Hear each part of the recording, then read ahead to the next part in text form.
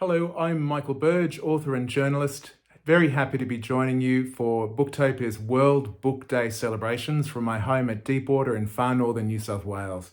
Now, my favourite read. For that, it's very hard to go past this little publication, Picnic at Hanging Rock by Jane Lindsay, published in the late 1960s. This is my movie tie-in edition, which I picked up at a market in London. But recently, not too far from home here in the New England region, I picked up a copy of first edition, this kind of lurid psychedelic cover, which was on the original. This was from a girls' school library, which I think is quite apt for that story, for those of you who've read it. But if you read this story, do not miss the last chapter, chapter 18. The Secret of Hanging Rock was published in the late 1980s. Jane Lindsay and her publisher decided to lop it off on the original publication. Some, if not all, of the mysteries are at least addressed, if not resolved, in this particular part of the book, so don't miss that. Now, you can get all of these books on Booktopia's listings for Jane Lindsay and her whole range of stories there related to Hanging Rock. Why do I love it? Well, what is not to love? It's a beautiful exploration of a deeply felt mystery in a country town or a country region. It's not so much about the disappearance itself of these schoolgirls and one of their school mistresses. It's about the fallout on the town itself and how they rationalize it, how they rebuild their lives after it. It's just a fantastic emotional journey, this book. Now, about my reading habits, I don't read in here unless it's for work. I actually read in the next room. Me and my husband Richard live in a beautiful 1885 gatekeeper's cottage. Let's do a slow pan around.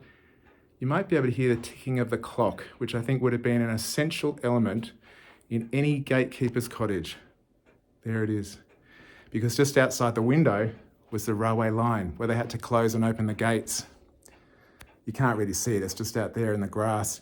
But below that, there's the coffee table where our books are. There's our lazy boy recliners, a bit posh. This is where a lot of reading takes place in this house. What am I reading at the moment? Well, on World Book Day, I'll be buried deep in this particular tome. It's pretty weighty. Juliet Barker's fantastic re-look at the Bronte myth. The Brontes, Wild Genius on the Moors, the story of a literary family. I'm not even halfway through. I reckon that's going to be another year's worth of reading in this one, and I'm really looking forward to getting into it on World Book Day. Before I go, I'd like to share with you a piece of work that me and the team at Midnight Sun Publishing down in Adelaide put together. My debut piece of fiction, Tank Water, which is out in bookshops at the present moment.